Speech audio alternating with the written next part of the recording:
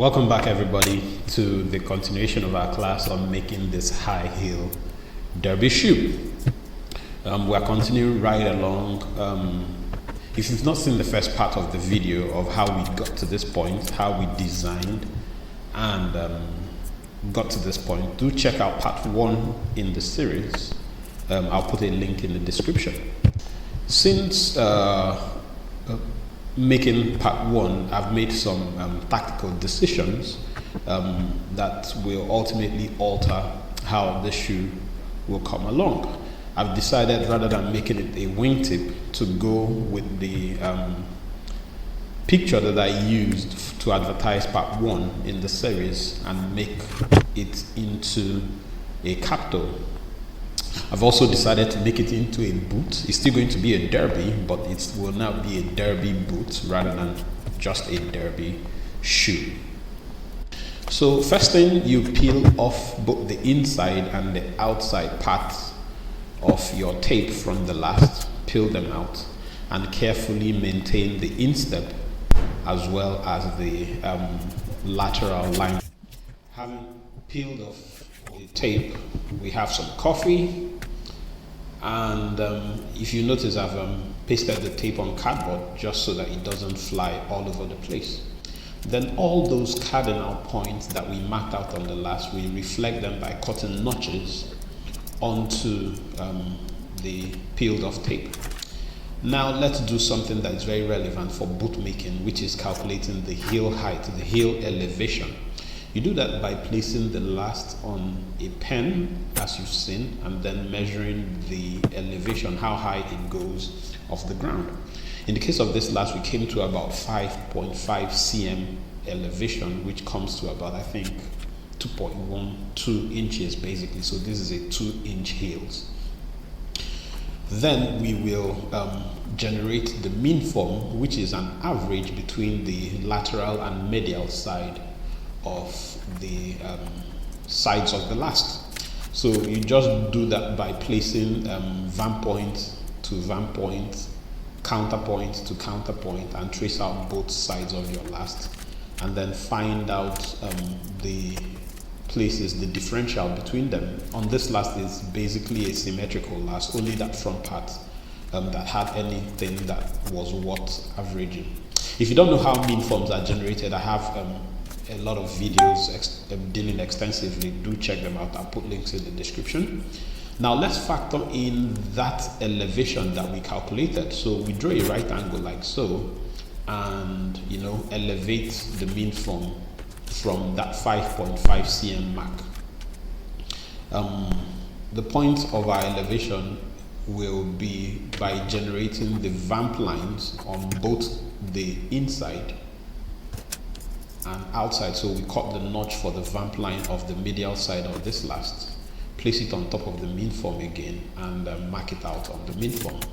So this is the vamp line for the medial side, the other one is the vamp line for the lateral. The lateral is the outside. You find the middle ground between the two of them, and that gives us the mean, the average vamp line for the two of them. So we draw that in. So that point is the point where the mean form is going to touch our baseline when we put the back height, when we elevate it like so. So we just simply trace out the mean form onto our right angled baseline. Trace it out like so. Also remember to mark in all of your cardinal points, counterpoint, vamp line, instep, all of those. So having done that, we will use that baseline as a guide to draw in our right angles from the instep, and then also draw in another right angle perpendicular line from the back height. So the one from the instep you can curve, the one from the back height you also curve, so that you don't have just sharp angles. And we are just right now beginning to build our boot gradually. Let's add the ankle length. I'm going for about 3.5 to 4 cm rise on ankle height, and then using a right angle from the other side, you draw that in. Now let me before we start drawing in our design lines, or maybe let's just go ahead and cut the notches or tracing channels for our design lines. Remember I said I wanted to convert this from a wingtip to a capsule, so I'm drawing in the capsule design right now. So just capsule, nothing fancy. So we open up our tracing channels and use a tape to secure it firmly so that it doesn't run all over the place, and then we can go ahead and trace out all of the design lines. Now I'm not going to trace out every single design line because I simply do not need all of them. I decided to convert this from a shoe to a boot, so that top line you see that we drew in when we did the design is really not relevant for our boot, but most of the other lines are really still relevant. So let's draw in the design line. This is the vamp area, the tongue area. Let's trace them out so that they are clearly visible to you, and then we draw in the eyelet area, the quarters.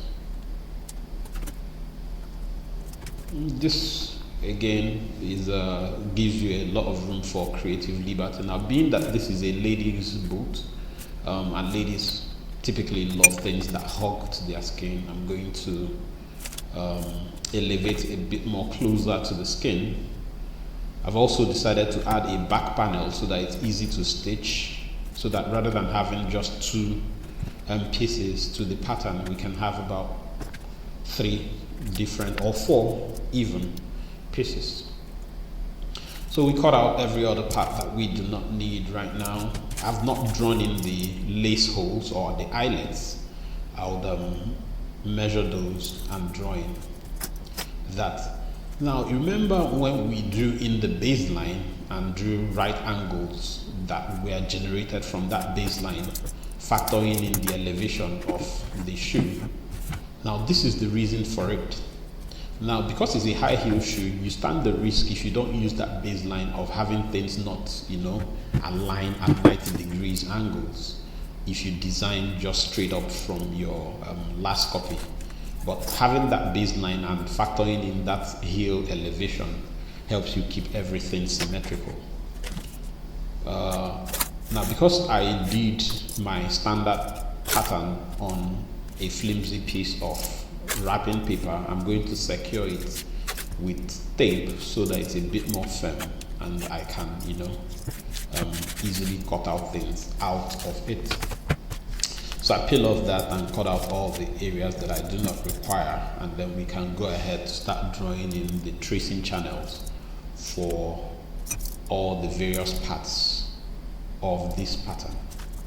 The tracing channels is just you cut along the lines of your design lines and just open it up somewhere your pen can go in and you'll be able to trace along those design lines. So let's cut out the capsule first. Fold a piece of cardboard into 2, place it and cut it like so. This is easy peasy. This is the fun part of making patterns.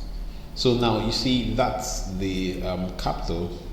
So next part is the vamp. Now I've made the decision not to draw the vamp in one piece, so we are going to cut it into 2 so that the tongue stays separate and then the vamp stays separate. So that line that you see around about there. Now this vamp, I'm going to spring it just a bit so that it falls on a straight line. If you have difficulties springing your vamps, I also have extensive tutorials dealing with springing the vamp. Derbies are easy present easy vamps to spring, so you could easily watch any of the tutorials that I have. Look at the tutorials dealing with Chelsea boots. I talked extensively about springing Chelsea boot vamps in that tutorial. So I add a stitching allowance on both the flap and the capsule area, and then cut it out. Let me just talk about springing vamps. I'll put a link in the description so that you can check out how to spring vamps. It's nothing difficult. That's where many people have difficulties, but there are quite a number of resources on my channel describing how you can easily spring your vamp. So now let's cut out the quarter part of the pattern. So we'll trace all of that out. You notice that places where it will cut open the standard completely, I don't cut tracing channels into that. I just use points to mark out what I need. So trace out the eyelets, just draw all of that in, mark out the eyelets. I think I should use a marker to trace this out so that it's easily visible. That you see me drawing in there is the folding allowance, and I'm also adding stitching allowance at the back here, because I want to fold the edges so that I don't just have raw edge of leather. So that there is a folding allowance and also folding allowance around the top line. So let's do the back. I've also made the decision to divide that that counter area into two pattern pieces. So we'll cut that first part out. Okay, so we'll add a stitching allowance so that the under part will fall on top of it. Cut out the stitching allowance on the underside and the folding allowance at the top side. So there it is. Then we cut the bottom quarter flap.